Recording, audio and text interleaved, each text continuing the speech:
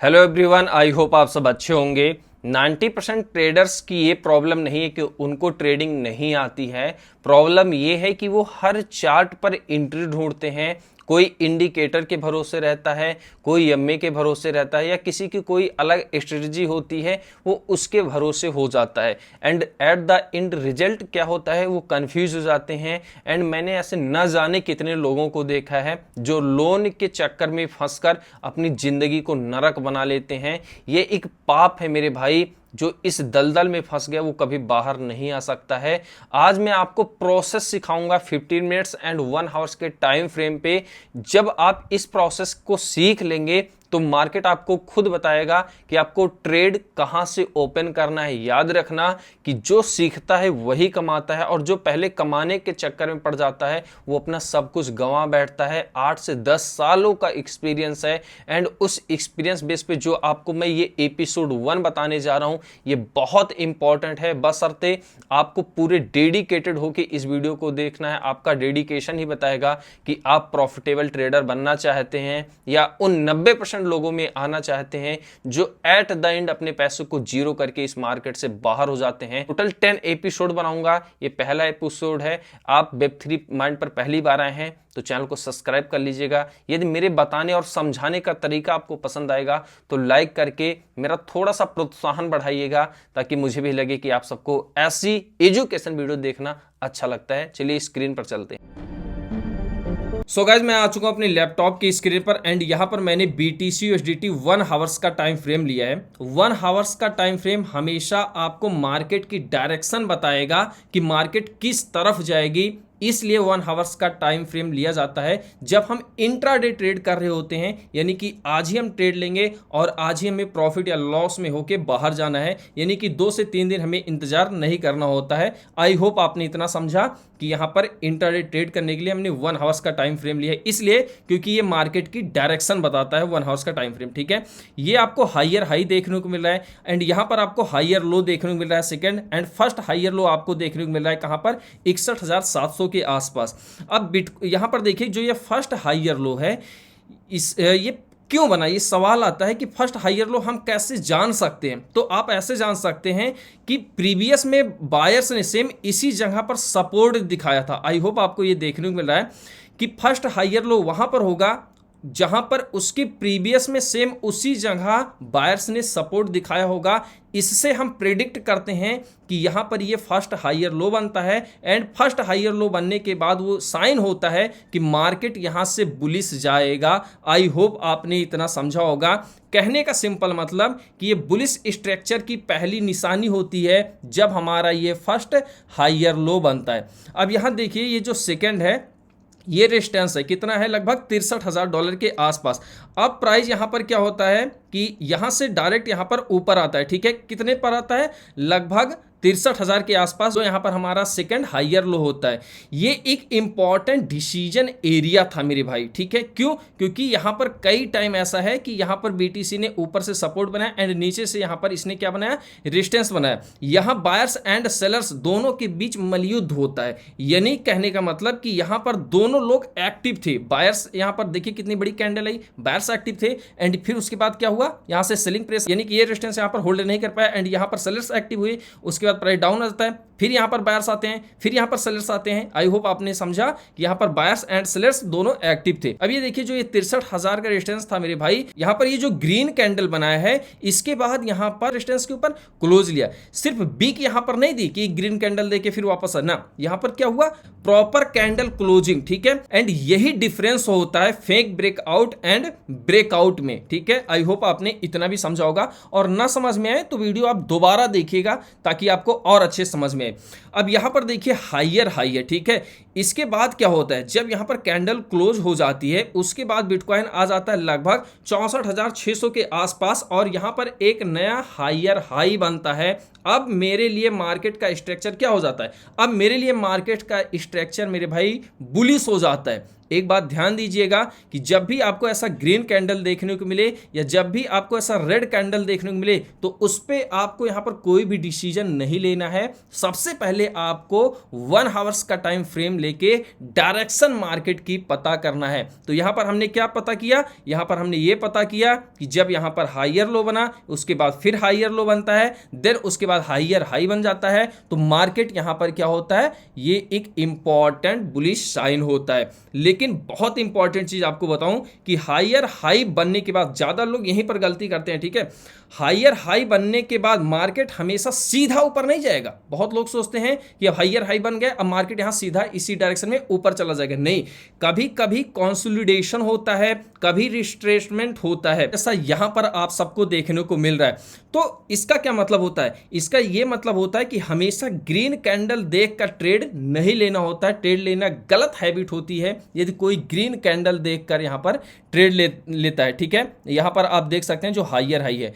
अब यहां पर देखिए जो सबसे गोल्डन, मैं आपको एक बहुत बड़ी चीज बता दूं, आप कॉपी पेन में इसे नोट कर सकते हैं कि जो 1 आवर्स का टाइम फ्रेम होता है वो सिर्फ हमें एक चीज का, एक सवाल का जवाब देता है कि यहां से हमें लॉन्ग सोचना है या यहां से हमें शॉर्ट सोचना है। आई होप आपने समझा कि 1 आवर्स का टाइम फ्रेम हमें क्या देता है, यहां से लॉन्ग सोचना है या यहां से शॉर्ट सोचना है। अब आते हैं हम 15 मिनट्स के टाइम फ्रेम पे, ठीक है।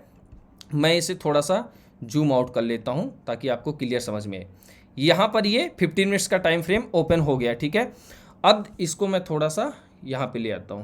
अब 15 मिनट्स का टाइम फ्रेम क्या है, 15 मिनट्स का टाइम फ्रेम मेरे लिए एक्सक्यूशन चार्ट है। यहां पर हम डिसीजन लेंगे, यानी कि यहां पर हम एंट्री ढूंढेंगे कि भैया यहां पर हमें शॉर्ट करना है या यहां पे हमें लॉन्ग करना है, जो अभी के टाइम पे इसका प्राइस चल रहा है, ठीक है। आप यहां पर देखिए 61,700 के आसपास, ठीक है। ये हमारा पहला हायर लो होता है, यानी कि जो बायर्स हैं वो ऑब्जर्व कर रहे थे। उसके बाद क्या होता है, उसके बाद प्राइस जो होता है वो ऊपर चला जाता है, मार्केट ऊपर जाती है एंड ये जाती है लगभग 62,900 से 63,000 डॉलर के आसपास, ठीक है। ये जो रेजिस्टेंस है, ये रेजिस्टेंस यहाँ पर ये होल्ड नहीं कर पाता, उसके बाद फिर डाउन में आ जाता है। फिर सेकंड टाइम ऐसा ही होता है, इस रेजिस्टेंस को ये ब्रेक नहीं कर पाता और फिर क्या होता है, डाउन आ जाता है यहाँ से, ठीक है। फिर हम सेम वही देखते हैं कि यहाँ से जाता है, यहाँ पर क्या होता है, यहाँ पर आप देखिए कि यहाँ पर कैंडल क्लोजिंग होती है 15 मिनट्स के टाइम फ्रेम पे एंड इसके बाद प्राइस जो है वो अप हो जाता है और अप होने के बाद भी हमें यहाँ पर कैंडल क्लोजिंग देखने को मिलती है। आई होप आपने इतना समझा। तो ये समझिए कि जो हमारा फर्स्ट हायर लो था वो हायर लो हमारा नीचे ना होकर अब यहाँ पर शिफ्ट हो गया। कहां पर शिफ्ट हो गया, लगभग 63,000 डॉलर के आसपास। अब यही स्ट्रेंथ का साइन होता है कि जब हमारा फर्स्ट हायर लो यहां पर शिफ्ट हो जाता है, ठीक है। अब उसके बाद यहां पर ये जो हायर हाई बनता है ये ऐसे नहीं बन गया मेरे भाई, गौर कीजिए कि जब हमने देखा कि यहां पर बीटीसी जो ये रेजिस्टेंस था इसको ये होल्ड नहीं कर पा रहा था, उसके बाद यहां पर डाउन आ जाता है, यानी कि मैंने आपको स्टार्टिंग में बताया कि बायर्स एंड सेलर्स के बीच जब ये मलयुद्ध चल रहा था उसके बाद क्या होता था, मार्केट डाउन आ जाती थी। लेकिन जो प्रीवियस यहां पर स्विंग्स हो रही थी मेरे भाई, उसको मार्केट यहां पर ब्रेक कर देता है एक ही कैंडल में और प्राइस जो है वो पहुंच जाता है लगभग हायर हाई पर 64,600 से 64,700 के आसपास। अब स्ट्रक्चर आप देखिए, मतलब कि सीक्वेंस आप देखिए, हायर लो एंड क्या बना, हायर हाई बना। ये रैंडम कैंडल नहीं होती है, ये मार्केट का पूरा स्ट्रक्चर होता है।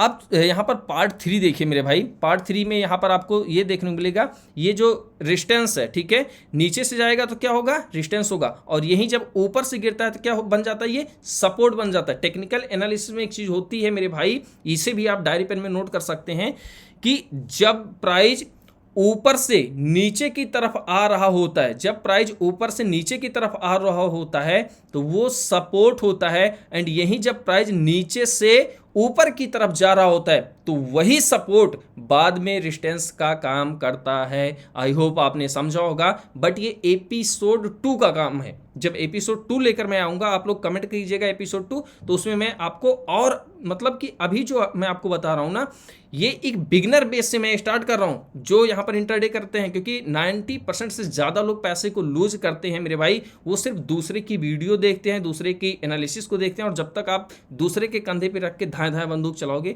तब तक कुछ भी नहीं होगा आपका। ये एक बहुत कड़वी सच्चाई है मार्केट की जो मैं आपको बता रहा हूँ। अब यहाँ पर गौर से देखिए मेरे भाई कि ये जो सपोर्ट है ये हमारा एक मेजर सपोर्ट था 61,700 के आसपास देख रहे हैं, 61,600 भी आप यहाँ पर मान सकते हैं, ठीक है। मैं एक एग्जाम्पल आपको बता रहा हूँ, ठीक है। अब प्राइस अगर इसके नीचे क्लोजिंग दे देता, ठीक है, इस सपोर्ट के नीचे यदि क्लोजिंग दे देता तो बुलिश जो हमारा यहाँ पर व्यू था ना ये वीक हो जाता, तब हम यहाँ पर डायरेक्शन का पता नहीं कर पाते। अब यहीं पर देखिए मेरे भाई लगभग 62,900 के आसपास, ठीक है, ये हमारा पहला रेजिस्टेंस था, ठीक है। प्राइस यहाँ बार बार आकर देखिए बार बार आकर क्या हो रहा था, यहां पर प्राइस बार बार आकर मेरे भाई रुक रहा था।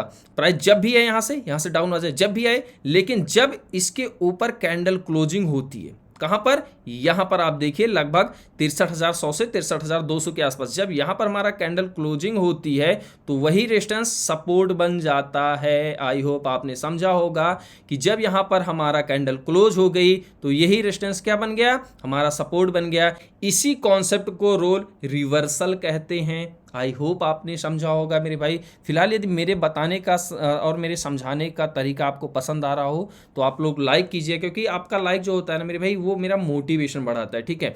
अब इंपॉर्टेंट लाइन आप जो है वो डायरी पेन में नोट कर सकते हैं कि सपोर्ट एंड रेजिस्टेंस सिर्फ ये लाइन नहीं होती है मेरे भाई, ये डिसीजन जोन होता है। यानी कि यहाँ बायर्स एंड सेलर्स दोनों डिसाइड करते हैं कि अगला मूव किस डायरेक्शन में होगा, ठीक है। अब कंफर्मेशन कैसे होगा, ये बहुत इंपॉर्टेंट चीज़ है कंफर्मेशन, ठीक है। हम इसे कह सकते हैं कि फोर्थ पार्ट में कंफर्मेशन कैसे। कंफर्मेशन के लिए आपको सिर्फ यहाँ पर स्ट्रेंथ क्या है ये नहीं देखना होता है, हमें क्या देखना होता है, वॉल्यूम देखना होता है। अब सबसे इंपॉर्टेंट चीज़ समझिए कि जब यहाँ पर कैंडल क्लोजिंग हुई 15 मिनट्स के टाइम फ्रेम पे, उसके बाद यहाँ पर एक ग्रीन कैंडल बनती है, ठीक है। कई टाइम आपको ऐसा देखने को मिलेगा, जैसे यहाँ पर आप देखिए ग्रीन कैंडल देखने को मिली, बट यहाँ पर उस हिसाब से वॉल्यूम देखने को नहीं मिला। लेकिन यहाँ पर जब ग्रीन कैंडल देखने को मिली तो हमें देखिए एक बहुत बड़ा यहाँ पर वॉल्यूम देखने को मिला, यानी कि मार्केट में अच्छा खासा पैसा आया, मार्केट में अच्छे खासे बायर्स आए, ठीक है। तो याद रखिएगा कि जो ब्रेकआउट होता है ना उससे कैंडल हमेशा कंफर्मेशन नहीं देता है। इस पर दो चीज़ें होती हैं। पहला ये होता है कि 15 मिनट्स के टाइम फ्रेम पे रेजिस्टेंस के ऊपर क्लोजिंग करे, जैसे यहाँ पर क्लोजिंग किया 15 मिनट्स के टाइम फ्रेम पे, ठीक है।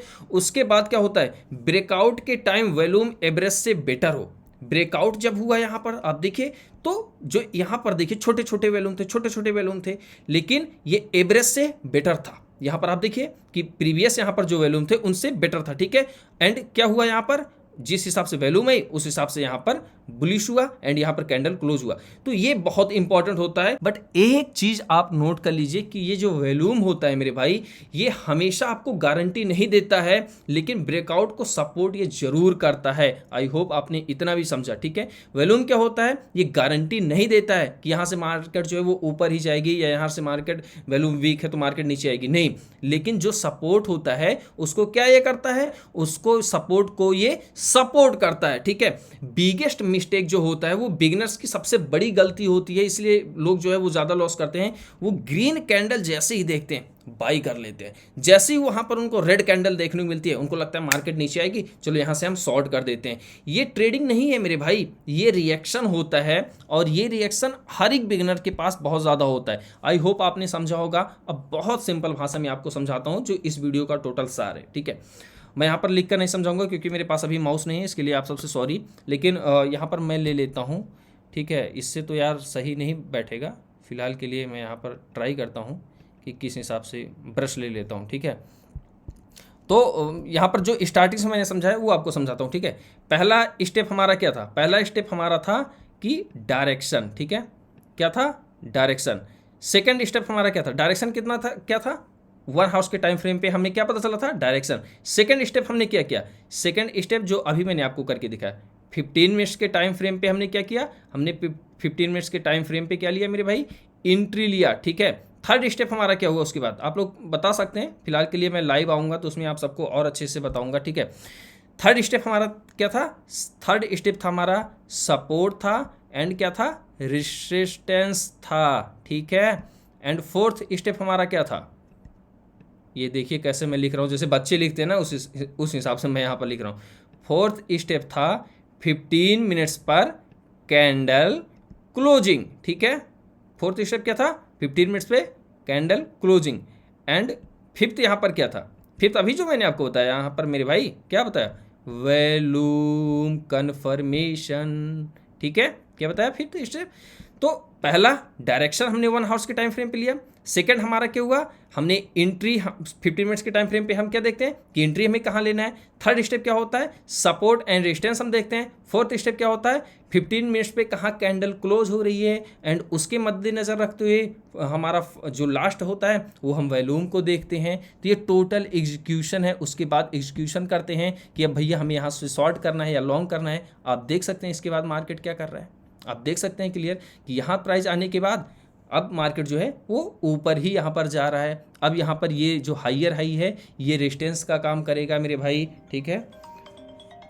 तो मेरे भाई आज की वीडियो के बाद एक चैलेंज है, ठीक है। फिलहाल मेरा फोन आ रहा था कि अगली बार जब भी आप बिटकॉइन या कोई भी कॉइन देखोगे, मैंने आपको यहाँ पर सिर्फ एग्जांपल दिया था, जब भी आप कोई भी देखेंगे तो सीधा 15 मिनट्स मत ओपन करना। सबसे पहले 1 आवर्स का टाइम फ्रेम आप देखना डायरेक्शन के लिए, मैंने आपको यहाँ पर क्लियर बताया। उसके बाद 15 मिनट्स पे आप एंट्री ढूंढना। यही फ्रेमवर्क हर ट्रेडर को प्रॉफिटेबल बनाने के लिए बहुत काफ़ी होता है, जो खासकर बिगिनर्स होते हैं। लेकिन रैंडम ट्रेडिंग को बहुत हद तक आप कम कर दो, ठीक है। और आई होप आप सब हमारी कम्युनिटी का हिस्सा बनेंगे, तो आप सबको मैं टाइम टू टाइम गाइड करता रहूँगा। अगर आपको एपिसोड 1 पसंद आया हो तो कमेंट बॉक्स में आप लिख दीजिए एपिसोड 2 और दबा के लाइक कर दीजिए। अगले एपिसोड में हम यहाँ पर सपोर्ट एंड रेजिस्टेंस को, ये जो सपोर्ट एंड रेजिस्टेंस है इसके बारे में बहुत अच्छे से समझेंगे, यदि आप सबका यहाँ पर लाइक एंड कमेंट आता है तो। मिलते हैं नेक्स्ट वीडियो में, तब तक के लिए bye bye, thank you, take care, जय हिंद।